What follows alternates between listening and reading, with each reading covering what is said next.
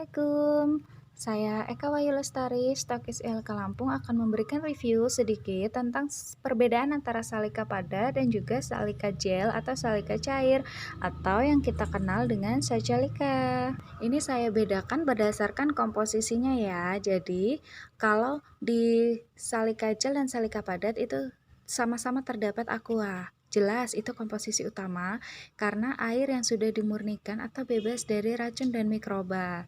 Kemudian di salika padat ada gliserin, pelarut dan pelembut pada sabun, sedangkan di salika gel tidak ada. Kemudian kalau di salika gel ada ascorbic acid polypeptide. Kalau di salika padat ada ascorbic acid polypeptide juga. Itu adalah nutrisi pembentuk kolagen, melindungi kulit dari paparan sinar matahari. Itulah sebabnya meskipun kita tidak pakai sunblock, kita tetap nggak merasa panas saat kita berada di bawah sinar matahari.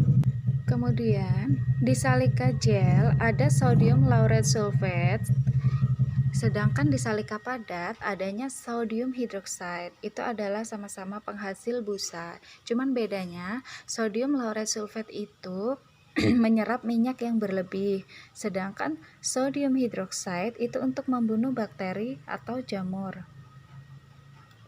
Kemudian di salika gel ada citric acid. Kalau di salika padat ada stearic acid. Nah, citric acid ini gunanya untuk membersihkan dan mencerahkan kulit. Sedangkan stearic acid itu untuk melembutkan kulit dan mengikat kotoran. Kemudian ada kandungan yang hampir sama yaitu fragrance parfum dan fragrance parfum component and finish fragrance. Itu parfumnya masih aman ya karena untuk masih aman untuk kulit karena jumlahnya sangat-sangat sedikit. Kemudian di salika gel ada Citrofortunella microcarpa itu sebagai antibakteri.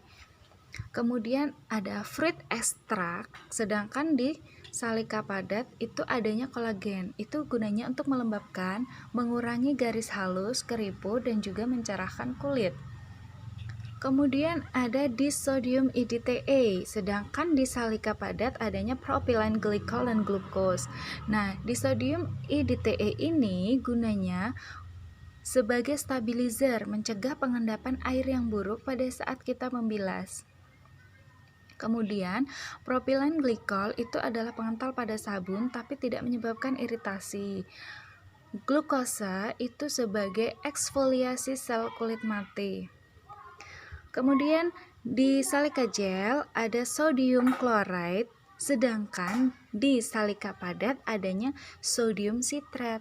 Sodium chloride itu untuk meredakan jerawat, membersihkan pori-pori sampai ke dalam, sedangkan sodium citrate itu untuk perawatan kulit kering, bersisik, gatal, panu, kadas, kurap, dan lain-lain. Kemudian di salika gel ada propylparaben dan juga methylparaben itu sebagai pengawet tapi tidak menyebabkan iritasi ya karena kita pakainya pada takaran yang sudah ditentukan.